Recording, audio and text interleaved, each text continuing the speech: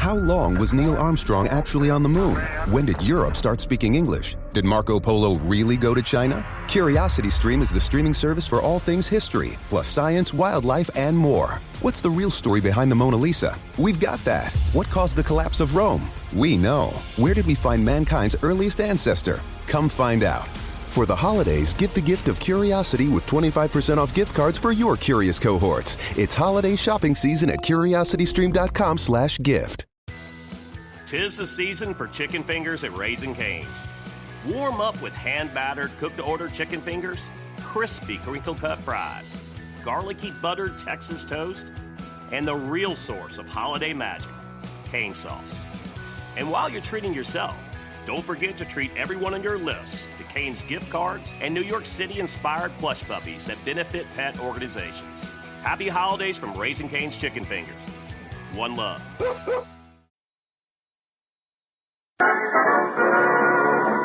I won. Me too, so do I. How about you? Yes, it's the new Swan Show with our great singing star, Doris Day. Well, I won. A new singing favorite, Bill Ferrell. That's me. Irene Ryan, the Four Hits and a Miss, the new Les Brown Band, and our surprise guest. We've won exclusively. How about you? Yes, how about you? Oh, me? My name is Robert. If you don't see the pale face, mine will be redder. Is that all right, Paramount Hope?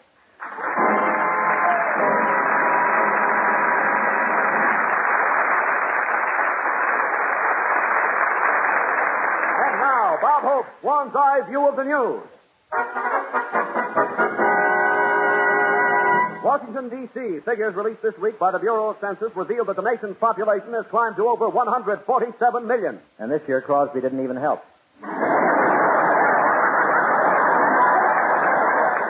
It's so crowded here in Los Angeles now, Mayor Bowen has just issued a decree ordering all dogs to walk on their hind legs.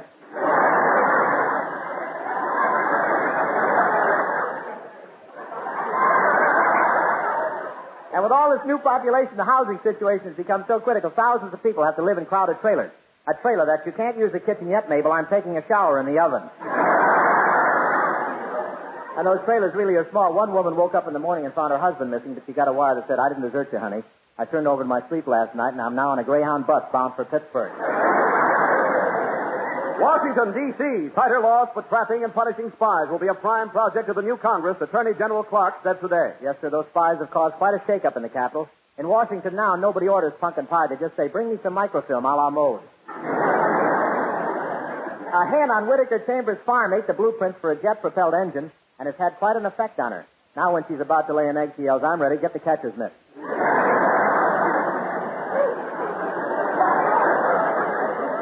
And all this spy investigation over here has had an effect on the Russian hit parade. Their three latest songs now are "You Call Everybody Comrade," "Buttons and Borscht," and "I'll Be With You in Pumpkin Cutting Time."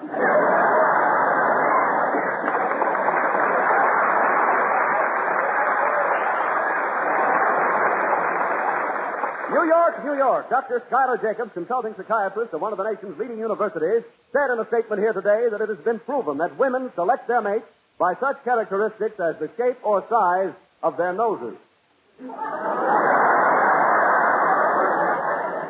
No comment.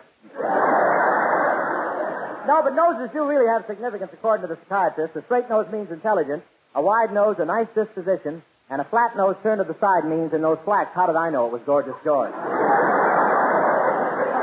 You know, a lot of girls want to get acquainted with a fellow so much they advertise in the paper. I answered one girl's ad and even sent her a picture of myself and signed it, "I'm ready." She sent it back and said, "You sure are. Have you tried the snake tip?" Sun Valley, Idaho. Celebrities flock to this winter playground as the skiing, bobsledding, and ice skating season officially open. I went up for the opening myself, all dressed up in my winter sport clothes. I came running out into the snow wearing 2 pairs of sunglasses, knee pants, open-toed snowshoes, and a purple beret. A penguin took a look at me and said, "I'd better lay off those Mexican cigarettes and go back to cool." John L. Lewis is taking up ice skating this year, too, but even though he's a beginner, he's not wearing a pillow. He's just combing his eyebrows around to the rear.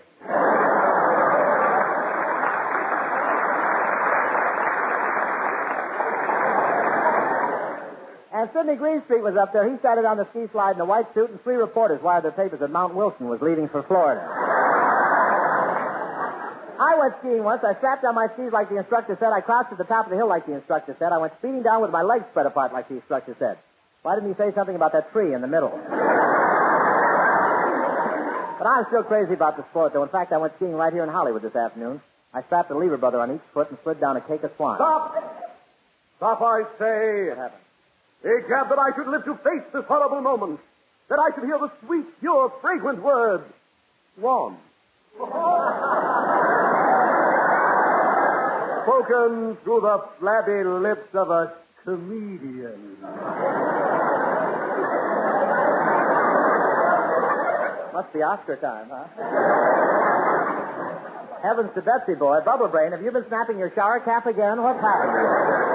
Don't try to jest your way out of this. You, sir, have broken a trust. Mm-hmm. You have violated Section 5, Article 7 of the Lever Brothers Code. Tell me more. You said the word swan.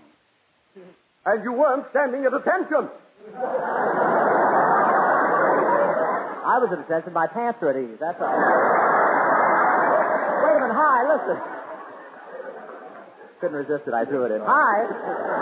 I want you to know that I've used swan in the bath so often I can't stand at attention. I have such a soft white spine, I just dangle from the shoulder. Look, you dehydrated down Wilson. I was just trying to help you sell the stuff. But, Bob, I need no help in selling Swan. It's the newer, better white floating soap made by a modern, patented process no other soap can use. A process that makes Swan as mild as finest Castile. Swan's rich, creamy suds rinse away so completely, it never leaves you with that taut, soapy feeling. Oh, and that taut, soapy feel is awful. I washed with another soap once, and my skin was so stiff they had to give me a rub down with hot blubber before I could tie my shoe. Honor. And that's just another reason to use Swan. And how the housewives go for it, because Swan is the perfect white floating soap. Just right for every soap and water job in the house. Break a cake of Swan in two. Use half in the kitchen, half in the bath. You'll find mild, pure Swan, the best soap afloat. Well, I swan.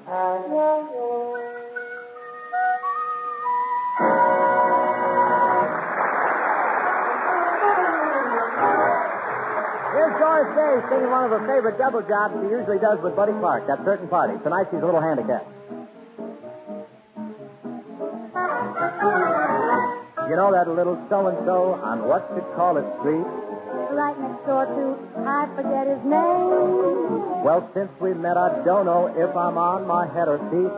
But anyway, I love him just the same. Has he got naughty eyes? Yes, I have got naughty eyes. That certain party. You know the one I mean. Sure, I know the one you mean. That certain party of mine. Naughty eyes turned up nose, so you see pretty close. But not a smarty. Has he got everything? Yes, I've got most everything. That certain party of mine. I met her on a Saturday, or was it Friday night? Maybe it was Thursday. Now let me see. I know it was on Sunday, and the sun was shining bright. In fact, the sun it always shines for me.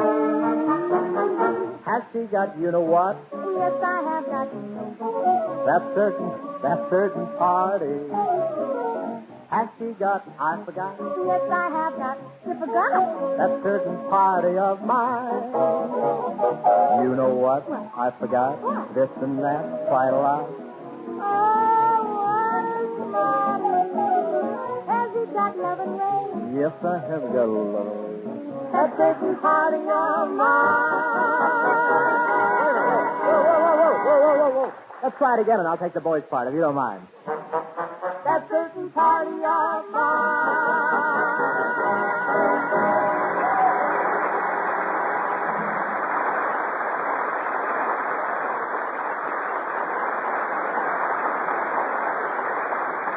Doris, you sang that number beautifully, and you were great the other night at Les Brown's party. Wasn't it clever of Les to give give a party to celebrate the lifting of the recording band? Oh, yeah, it was swell. And that was such...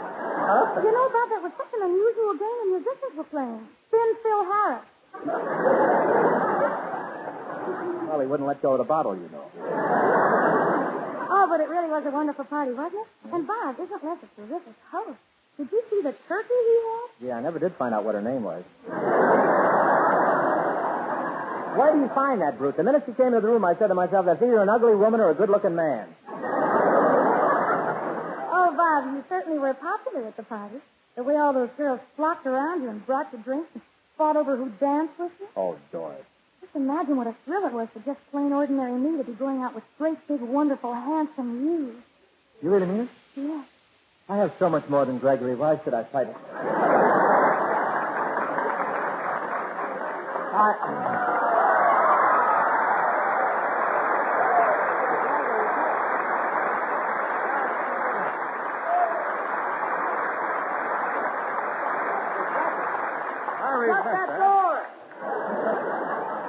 I resent that. Huh? What do you resent, Gregory? That's where you're supposed to get the applause there. All right, I finally caught you in the act, Hope. Go ahead. I dare you. Read that line again. Well, Gregory Peck. No, not that one. Oh, you mean Swan is the best soap afloat?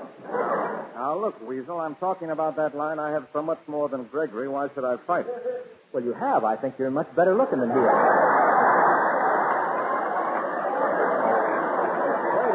Wait a minute. I'm Gregory. Yeah, but you're Gregory Peck. I'm talking about Gregory Ratoff.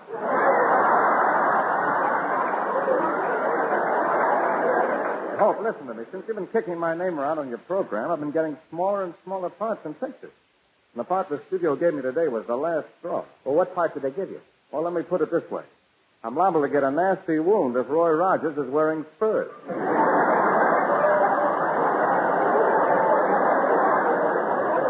Well, gee, I'm sorry, Greg. Well, that's not all. People shun me. I have to sneak around corners and walk through dark alleys. I'm like a freak. You sound more like a Republican in Washington. But, Greg, let bygones be bygones. After all, this is quite an occasion having you on our show. Yeah, I've been waiting for months to see this guy who claims to have so much more than me. Well, what do you think?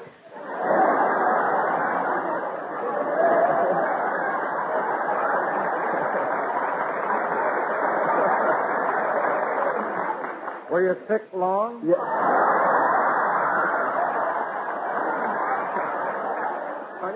You got a lot of nerve saying you got so much more than I have. Name one thing. Besides your stomach, that is. My stomach? Last time I saw a stomach like yours, there was a farmer sitting on a stool next to it with a bucket.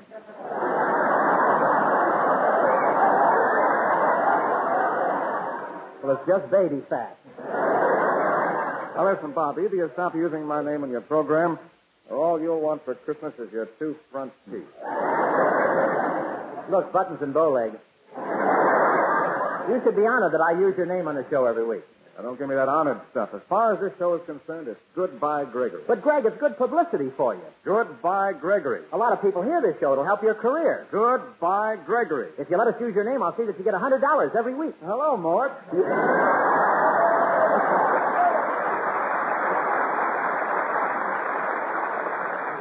Oh, I knew you'd see it my way.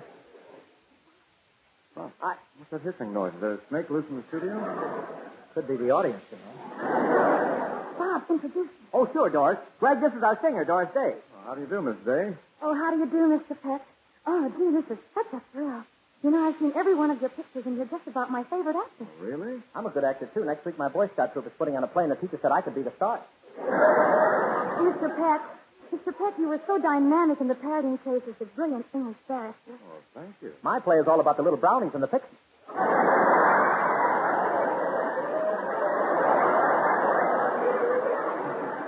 And Gentleman's Agreement, you were really convincing as the shirtless magazine writer. I play the part of a toadstool, and nobody can eat me because I'm poisonous.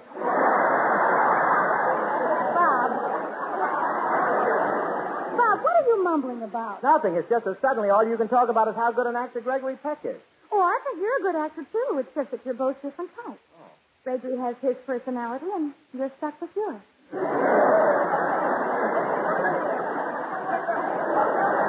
No personality. Listen, kid, all I know is that the last week Arthur Murray promoted me from sitting on the bench to dancing with him. And, I wasn't prepared for that, was I? And not only that, but I can tell you... Bob, can I read it now? Oh, hello, Hi. Greg, this is Hi Everbeck, our announcer type man. Well, how do you do, Mr. Peck? Can I read it now, Bob, my poem, Gregory Peck? Well? Ode to Gregory Peck. I never miss an opportunity to see you on the screen Your acting is always dynamic, and your hands are always clean. Greg, you saw your last picture through a soap dish. Well, Bob, no matter how you look at it, Swan is the newer, better white floating soap. Better because Swan is made by a modern, patented process that no other soap can use. Its richer, harder working suds rinse away so completely that dishes never need wiping. And Swan's richer suds keep your hands soft and smooth. That's true, Greg. My hands are so soft, if I want to wear a ring on my finger, I have to put a washer on first. And Swan is so economical because you can break it in two. Use half in the kitchen and half in the bath. And wherever you use it, you'll find that Swan is the best soap afloat. Oh, thank you, Hi. You did a fine job for Swan. Takes two Lever Brothers out of petty cash. Gee, Bob, you certainly have a lot of talented people on your show. That High Everback reads very well. Yes, he does. And Doris, you sing beautifully. Oh, it's so nice of you to say so. Greg, how about me? You'll be a big hit as a toadstool. Well, I have to be running along, Bob. It was nice seeing you again, and it was very nice meeting you, Doris. Oh, the pleasure was all mine. And now that you're leaving, Mr. Peck, I guess I ought to confess something. Oh, what? Well, even though I like Jerry Cooper because he's the tall, silent type, and even though I'm fond of Clark Gable because he's got such a muscular build, and I like Bogart because he's rough and tough. Yes? And Mr. Peck, when I look at your picture every night on my dresser, I don't have to turn off the light switch. I just black out. I have so much more than Bob hopes. Why should I fight it?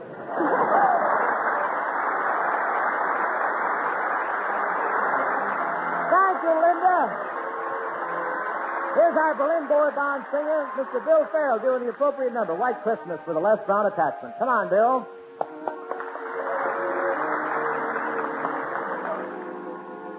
I'm dreaming of a white Christmas, just like the ones I used to know, where the sweethearts listen, dreaming of a white Christmas, with every Christmas card I write. May your days be merry and bright, and may all your Christmases be white.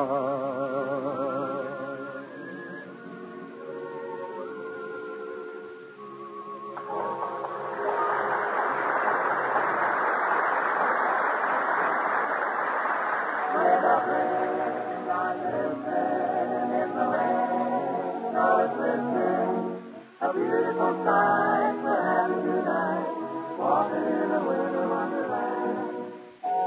In the lane, snow is glistening. Sleigh bells ring, are you listening? Gee, just 3 more days. I gotta get a Christmas tree. But I don't see why I should pay for it. It's so foggy, nobody will see me if I cut a tree right down. Put one right down here at the edge of this terrace. Boy, this is the top. Okay.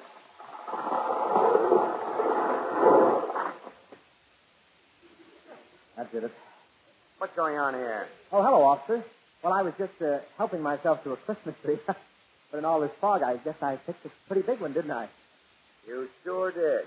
You just chopped down the only telephone pole in Burbank.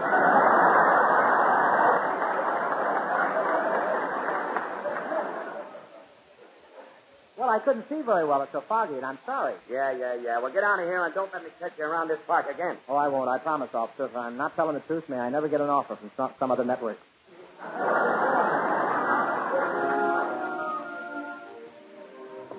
Well, I've looked at Christmas trees and 3 lots already, but the prices are too high. Here's a nice lot right here. Smiling Charlie, the used tree dealer.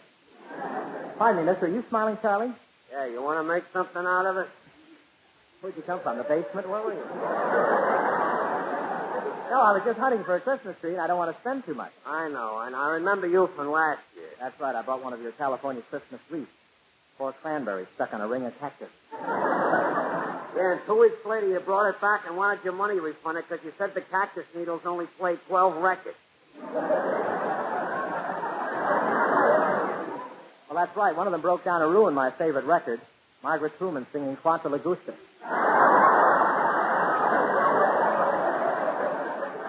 With Harry tap dancing the second chorus. Look, nozzle snout. Now, wait a minute. Why don't you go crazy and spend some money? Why don't you treat yourself to me Christmas Deluxe special for $32? Well, what would I get for that? Oh, it's sensational. I not only deliver the tree, but when I get to your house, I throw a few sprigs of holly around the floor, fill me mouth with popcorn, sing White Christmas, and snow on you for 10 minutes.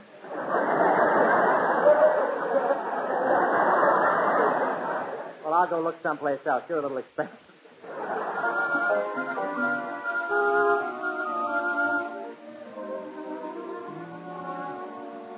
Gee, there's a lot there with just one Christmas tree left on it. Poor little tree. I feel like Fred Allen on Sunday night. Oh, there's a lot of nice things in this drugstore window. I'll just... Hello there, Mr. Holt. Well, it's Miss Ryan. Say, I'm just out buying my Christmas tree. Did you get yours yet? Well, I haven't been feeling so well, you know. And in my condition, I thought it would be silly to squander a lot of money on a Christmas tree. So I'm just renting one from day to day. The Santa Claus that comes to her house is on a stretcher pulled by 4 interns. What were you buying in the drugstore, Miss Ryan? Oh, they had quite a bargain on a new kind of nylon stockings. They're wonderful. But the clerk told me when I washed them, I'd have to dye them on something that's the shape of my leg. But he couldn't find anything exactly that shape. Well, what did you do? But he finally sent me to the golf department to see if they had a putter. Well, you should have reported that clerk to the manager. I did. I told him that the clerk said my legs looked like a couple of golf clubs. And what did the manager do? He looked at my legs for a minute and sold me a golf bag. Mr. Holt. What? Well, my feelings are kind of hurt. You're a fair person. You saw me once at the beach in a bathing suit, and I want you to tell me the truth. What do you think of my figure? Hello, Mort. Well, you may not think so now, but there was a time when I was quite attractive, and I had a boyfriend in the army. Well, what happened to him? Well, they sent him overseas, and while he was over there, he fell in love with one of those foreign women and got married. Oh, one of those French girls? No, Cuban. This was the Spanish-American War.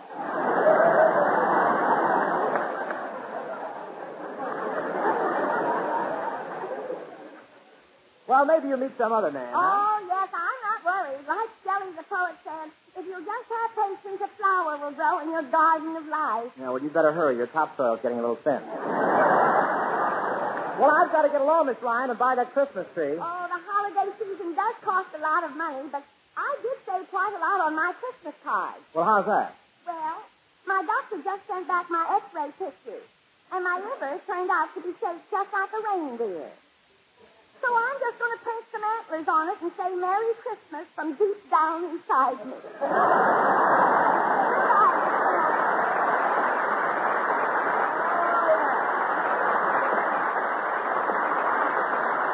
Goodbye, Miss Ryan. Oh, maybe I don't have to buy a Christmas tree after all. I'll just glue some spinach on my hat rack. Merry Christmas, everybody. Well, it's my old friend Santa Claus. Happy Yuletide to you. What's happy about it?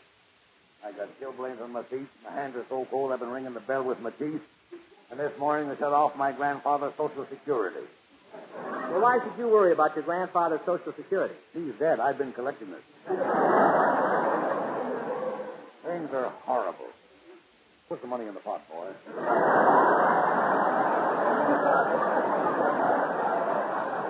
Well, I'm sorry you have such a sad story to tell. You ain't heard it all yet. You know what happened yesterday? My wife ran away with the neighbor next door. Oh, gee, that's terrible. How could that happen to you? Well, I don't know. Just lucky, I guess. Merry Christmas, everybody. I don't know if I ever told you or not, boy, but I come from awful poor folks. Real poor, huh? Yep.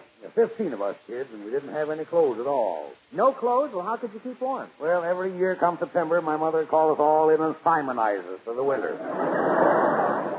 Well, that's pretty bad. But my folks had real poverty. We didn't have anything to eat at all. Really, boy? That's just a straight line, you know. You don't have to...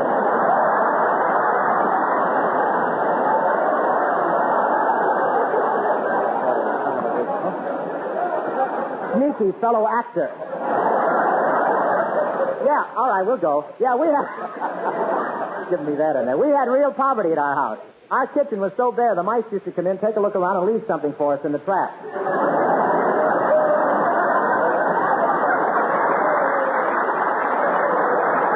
Let me tell you something about the mice in our house, boy. We had hundreds of mice. We didn't have any cheese to catch them with. No kidding? The only thing we could catch them out with was to bait the trap with an IOU. Put somebody in the box, boy. Just a second, Santa. Who does this money go to? Well, it goes to buy parachutes for baby kangaroos that fall out of their mother's pouches. Look, do you realize that what you're doing is practically larceny? It is?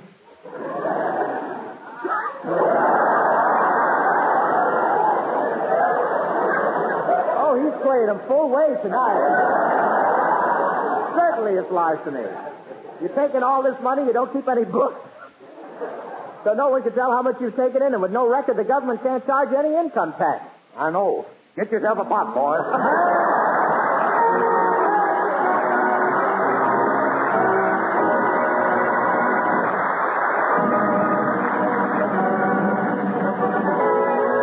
Okay, Wally.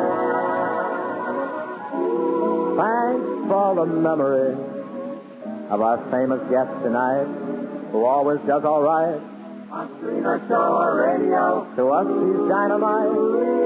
We thank you so much. Ladies and gentlemen, we're saying Merry Christmas a few days early on account of tonight we're hopping a plane to Germany to spend Christmas with the men who man the Berlin airlift.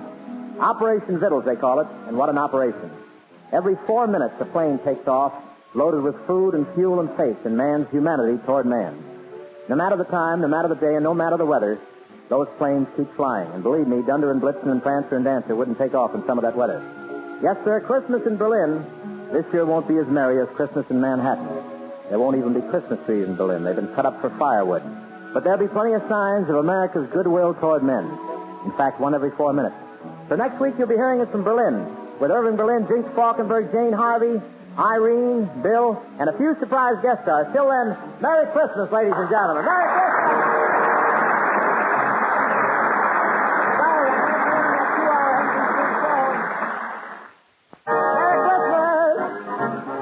Christmas! From Hollywood, California, Swan Soap, another fine product of Lever Brothers Company, has presented the Bob Hope Show with Doris Day, Bill Farrell, Irene Ryan, Les Brown, and the orchestra, Gregory Peck, and yours truly, Hi Aberback.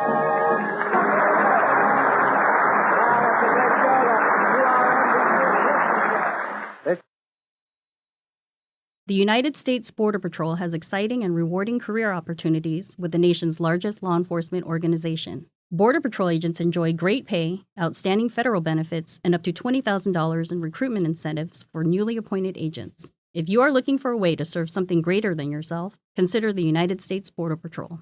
Learn more online at cbp.gov/careers/USBP. That's cbp.gov/careers/USBP. Why don't more infant formula companies use organic, grass-fed whole milk instead of skim? Why don't more infant formula companies use the latest breast milk science? Why don't more infant formula companies run their own clinical trials? Why don't more infant formula companies use more of the proteins found in breast milk? Why don't more infant formula companies have their own factories instead of outsourcing their manufacturing? We wondered the same thing. So we made ByHeart, an infant formula company on a mission to get a lot closer to the most superfood on the planet, breast milk. Our patented protein blend has more of the important and most abundant proteins actually found in breast milk. We're the first and only U.S.-made formula to use organic, grass-fed whole milk, not skim. We even conducted the largest clinical trial by a new infant formula company in a quarter-century, with clinically proven benefits like easier digestion, less spit-up, and softer poops versus a leading infant formula. And we make our own formula in the USA and our very own factories in Iowa, Oregon, and Pennsylvania. ByHeart, a better formula for formula. Learn more at byheart.com.